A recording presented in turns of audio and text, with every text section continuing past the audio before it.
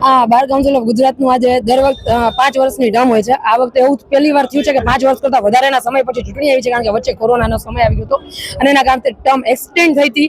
એટલે લાંબા સમય બાદ બાર કાઉન્સિલ ઓફ ગુજરાતની ચૂંટણી છે અને લોકોમાં જે વકીલ મિત્રો છે એની અંદર પરિવર્તનની લહેર જોવા મળી રહી છે. મોટે ભાગે એવી વાત થઈ રહી છે કે નો રિપીટેશન થિયરી, મતલબ કે જે જૂના ઉમેદવારો છે એ નહીં, પરંતુ હવે નવા અને યુવા ઉમેદવારો આવે, પરિવર્તનની લહેર આવે, એવી બધા જે વકીલ મિત્રો છે એની અંદર ચર્ચા ચાલી રહી છે. ખાસ તો તમે યુવા પણ છો અને મહિલા પણ છો, તો કઈ રીતના પ્રતિસાદ મળી રહ્યો છે વકીલો તરફથી? બહુ સારો પ્રતિસાદ મળી રહ્યો છે અને મહિલા અનામત આ વખતે એવું છે કે પહેલી વાર આવી છે. 33% અનામત. અત્યાર સુધી બાર કાઉન્સિલ ઓફ ગુજરાતની અંદર જે મહિલાઓનું પ્રતિનિધિત્વ છે બહુ ઓછું રહ્યું હતું, નહીવત પ્રમાણમાં રહ્યું હતું. આ વખતે પહેલી વાર એવું થયું છે કે 23 સીટની અંદર 5 સીટની જે ચૂંટણી છે એ મહિલાઓ માટે થઈ રહી છે. ત્યારે મહિલાઓનો અવાજ પણ બાર કાઉન્સિલ ઓફ ગુજરાત સુધી પહોંચવો જરૂરી છે, એ બધાને સમજાઈ ગયું છે. જુનિયરોનો અવાજ પણ બાર કાઉન્સિલ ઓફ ગુજરાત સુધી પહોંચે એ જરૂરી છે ને બધાને સમજાઈ ગયું છે ને એટલા માટે જ આ વખતે જે પરિવર્તનની લહેર છે એ બધા વકીલ મિત્રોમાં દેખાઈ રહી છે. મહિલાઓને કઈ તકલીફોનો સામનો કરવો પડી રહ્યો છે?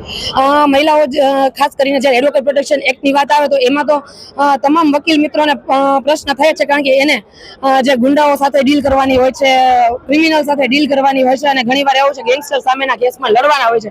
અને એમાં ખાસ કરીને જ્યારે કોઈ મહિલા ક્રિમિનલ પ્રેક્ટિસ કરતી હોય ત્યારે એને જે સુરક્ષિત વાતાવરણ મળી રહે એના માટેના કોઈ પ્રયત્ન આજ સુધી બાર કાઉન્સિલ ઓફ ગુજરાત તરફથી નથી થયો. અસંતોષ મહિલાઓમાં છે. બીજા અન્ય જે પ્રોફેશનો એની અંદર મહિલાઓને જે મેટર્નિટી લીવ છે એ પેઇડ મેટર્નિટી લીવ મળે છે, જ્યારે વકીલની અંદર વકીલાતના પ્રોફેશનની અંદર આવી કોઈ જ પેઇડ લીવ નથી.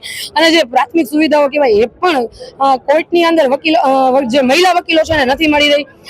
એ માટે થઈ અને જે મહિલા વકીલોનું પ્રતિનિધિત્વ છે બાર કાઉન્સિલ ઓફ ગુજરાતમાં બહુ જરૂરી બની જાય છે.